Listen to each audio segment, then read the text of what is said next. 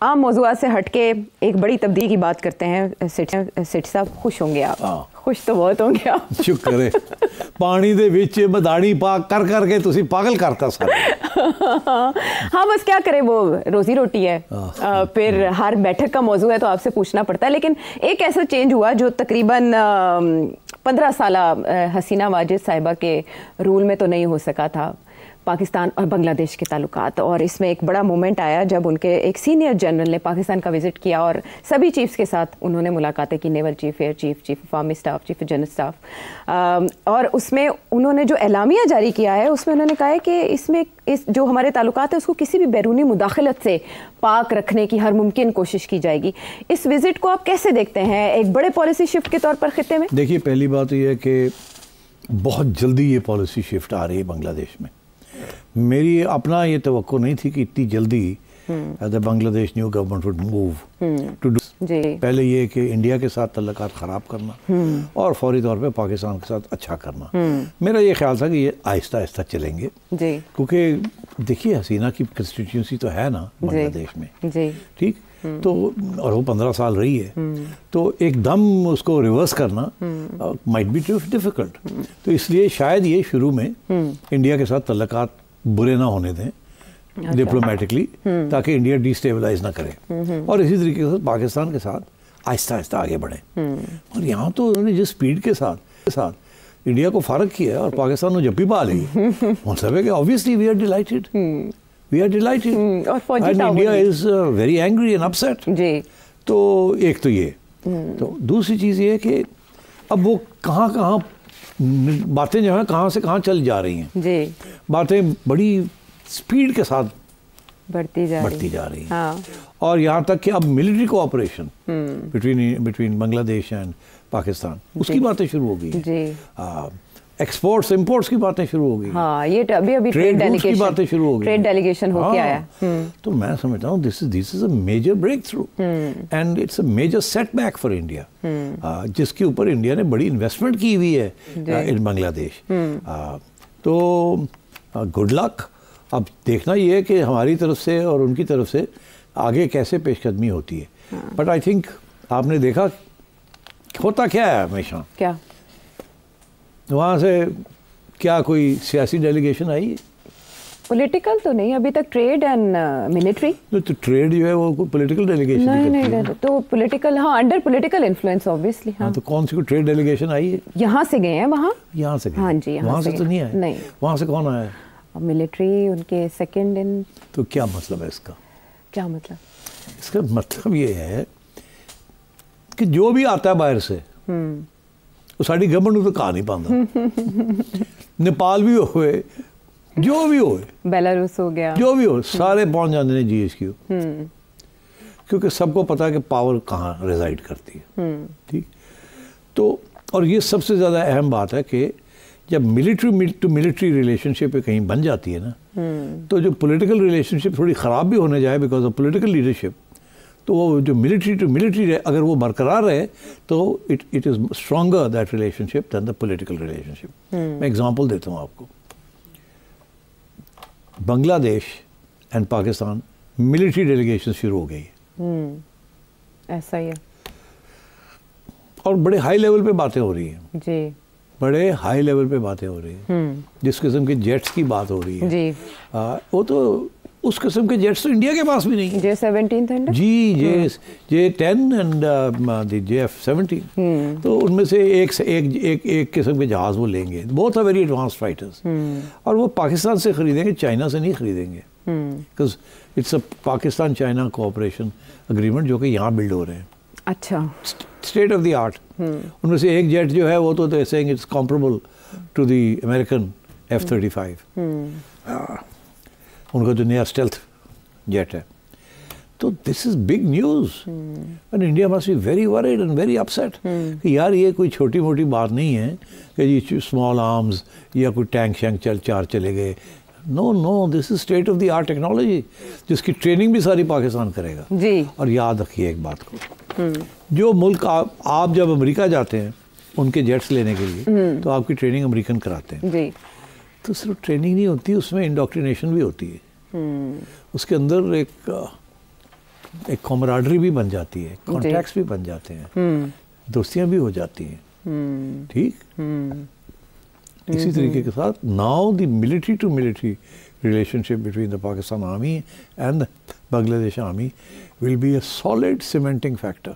Will be a solid cementing factor.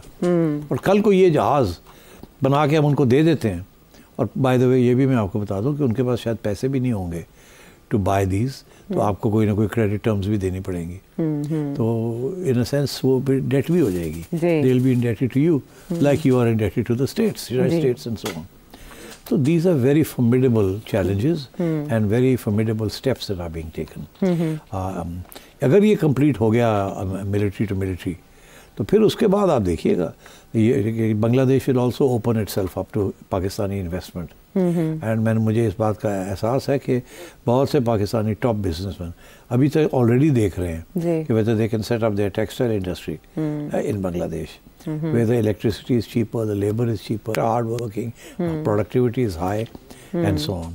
तो इसलिए I think this is very significant. अच्छा, significance अपनी जगह पर, और जाहिर है ये दोनों ताल्लुकात एक अरसे के बाद बहाल हुए हैं, तो भारत भी इनको बड़ा क्लोजली देख रहा है, और उसकी समझ तब आती है जब उनके आर्मी चीफ अचानक से उठ के जनरल उपेंद्रा एक तकरीब से खिताब करते हुए 80% जो जम्मू कश्मीर में वो कहते हैं कि टेररिस्ट हैं उनका ताल्लुक पाकिस्तान से है, ऐसा बयान दे देते हैं, जिसको पाकिस्तानी दफ्तर खारजा और पाकिस्तान का जो महकमा दिफा है वो रद्द कर देता है.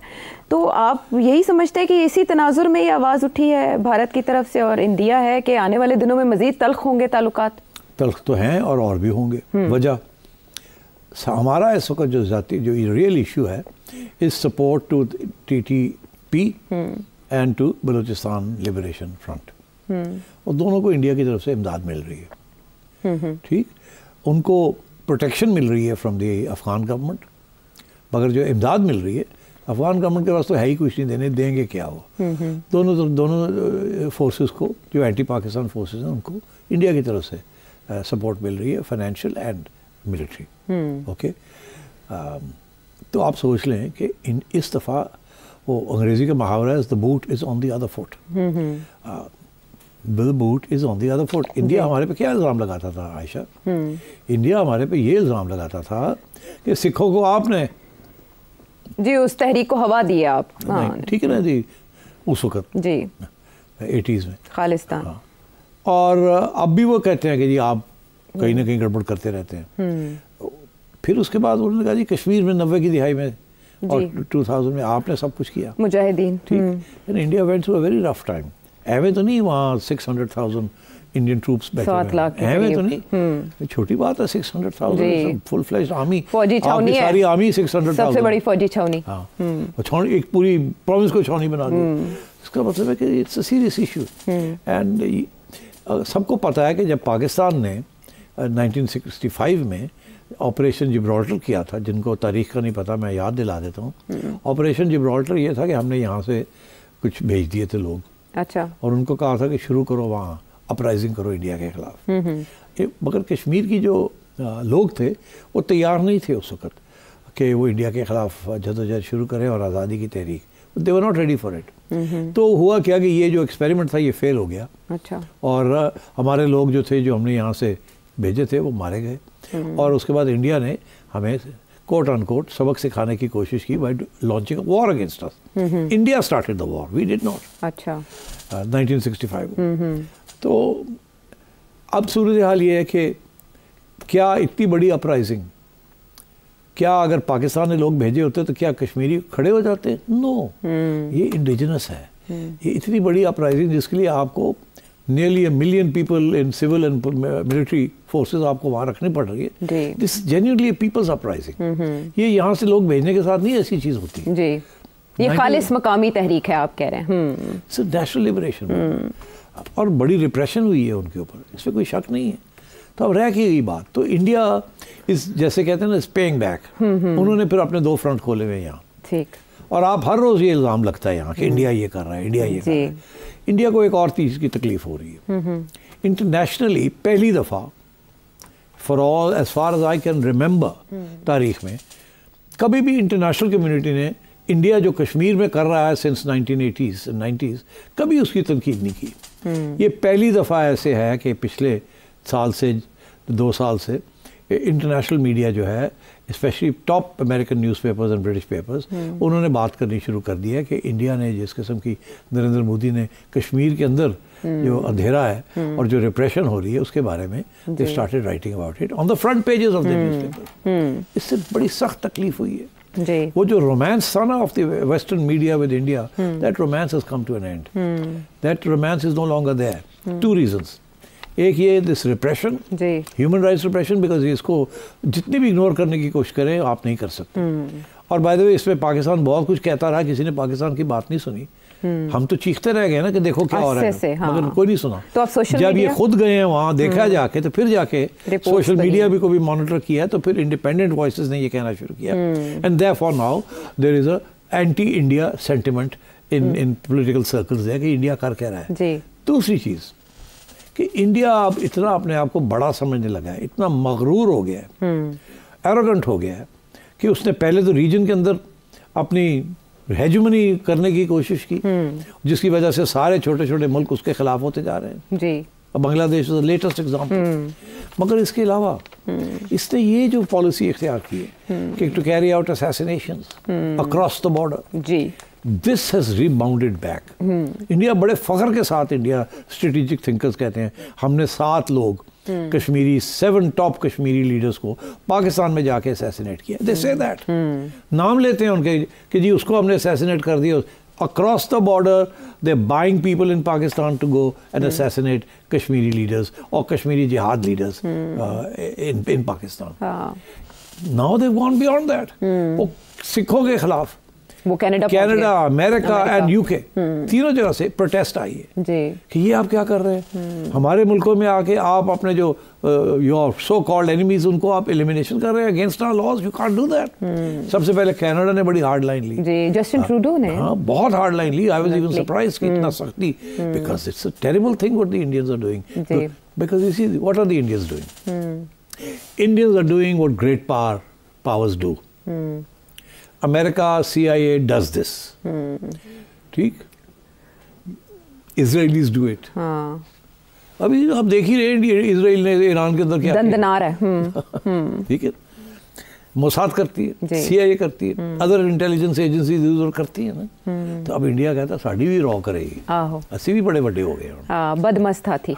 तो ये जो फ्लेक्सिंग ऑफ मसल है ना, इंडिया इज डूइंग दैट। अब उसमें ये सारा कुछ हो रहा है और आप आर्मी चीफ चुप करके उनका बैठा रहे। ठीक, अभी तो जैसे कहते हैं India is like a wounded tiger.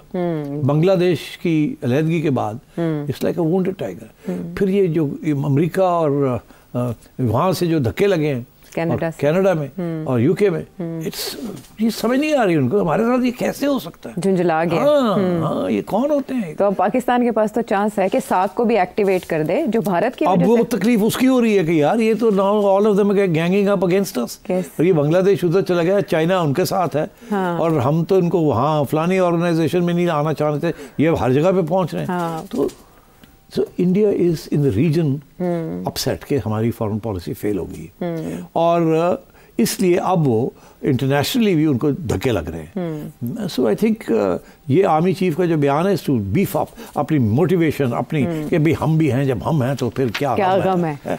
It is that sort of thing. It's a deliberately provocative statement. Okay.